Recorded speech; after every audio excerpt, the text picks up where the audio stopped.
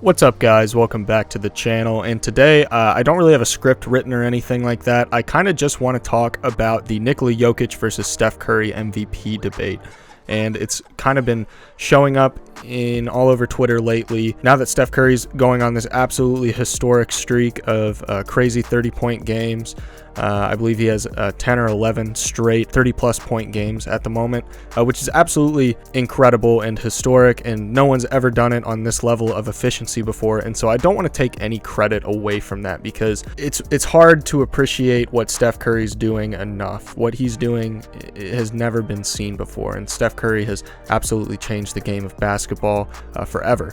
But at the same time, I think as NBA fans, we can kind of tend to get caught up in recency bias, and I'm seeing that happen a lot here. Nikola Jokic, what he's doing as a big man, missing his second best player on the team in Jamal Murray, it's really unprecedented. It's absolutely incredible. We're seeing him drop dang near a triple-double every single night. The last person to average a triple-double being Russell Westbrook. But Nikola Jokic is doing it now, and he's doing it as a big man. And I don't think that's necessarily being appreciated enough. Right now, Nikola Jokic is putting up 26 points per game, 11 rebounds per game, and 8.8 assists per game.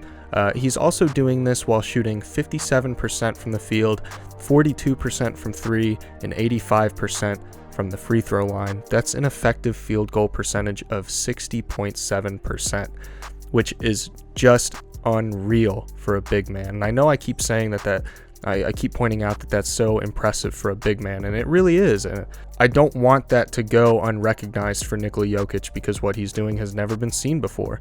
Now, let's look at Steph Curry, and Steph Curry is having a monster season, even though it's not showing up in the Warriors' record, unfortunately, due to the lack of a supporting cast there.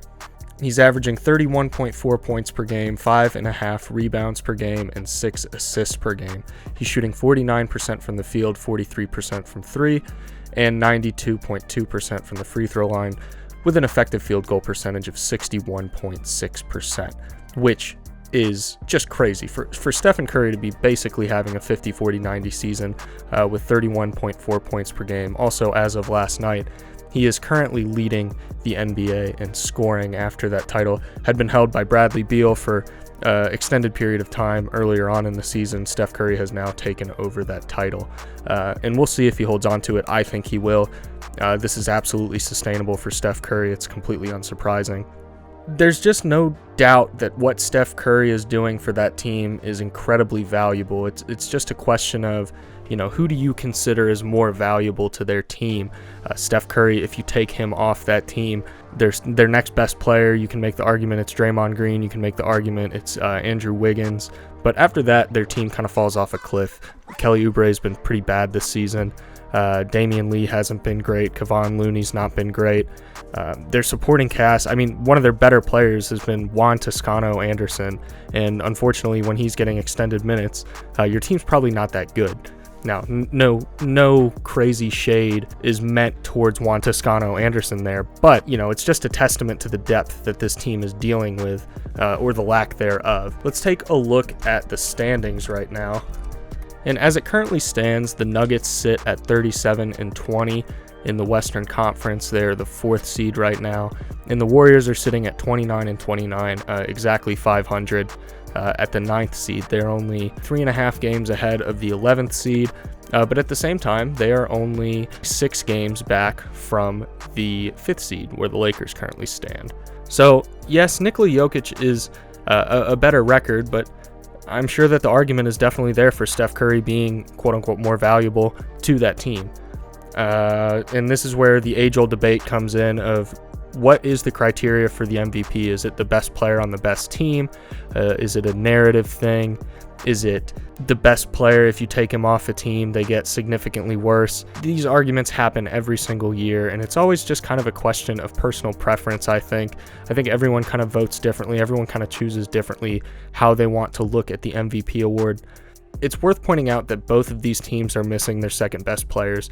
The Golden State Warriors are missing Klay Thompson, and the Denver Nuggets are missing Jamal Murray. Now, Jamal Murray isn't necessarily the shooter that Klay Thompson is, but they're very different players. They bring different things to the table. Klay Thompson brings obviously elite perimeter defense. He's one of the best wing defenders in the NBA when he's healthy. And Jamal Murray offers more of a playmaking role to that team, being their point guard. Can facilitate the ball, can create his own shot really, really well, can get to the rim, finish at the rim really well. For Denver to be missing that piece, I mean, we saw what Jamal Murray was capable of in last year's playoffs. So while Steph Curry is having an amazing season without Klay Thompson, I think it's really worth noting what Nikola Jokic is doing here. I don't want to take away from what Steph Curry's doing, but at the same time, I think NBA fans get caught up in recency bias. They get caught up in the headlines. They get caught up in what ESPN, SportsCenter, Bleacher Report, what they're all reporting at the time. And right now, it's Steph Curry's incredible hot streak. Now, I'm not saying Steph Curry does not deserve to be in the conversation. I think Steph Curry 100% belongs in the conversation for MVP, but Nikola Jokic has been one of the most consistent players in the entire league this season. He's been ultimately healthy for the vast majority of the season. He's missed hardly any games this year compared to some of the other superstars around the league. Steph Curry's missed time, Joel Embiid's missed time, James Harden has missed time, LeBron James has missed time, even Giannis Antetokounmpo has missed time this season. So I definitely value availability and durability in the MVP discussion, and no one's done it better than Nikola Jokic. He's remained healthy throughout the season. He's been there night in and night out, doing it every single night. And I think if Steph Curry keeps this up, it definitely becomes a debate. Say the Warriors rise to the 6th seed. Say the Warriors rise to the 5th seed, the 7th seed. You know, if they end up outside of above the play-in tournament, it's incredibly impressive, and I think the race gets a lot narrower. But right now, they are sitting at the 9th seed. They're only 3.5 games ahead of not even making the play-in tournament. So obviously, because of the play-in tournament, we've never ever seen a 9th seed or a 10th seed win the MVP award. Obviously, Russell Westbrook won it as the 6th seed 3 or 4 years ago with the Oklahoma City Thunder. So that was a bit of an outlier, but typically the MVP award goes to the 1 of the 2 seeds. This year is different simply because James Harden is now injured. Joel Embiid was out for an extended period of time, and no one's ever won the MVP award with missing that much time before.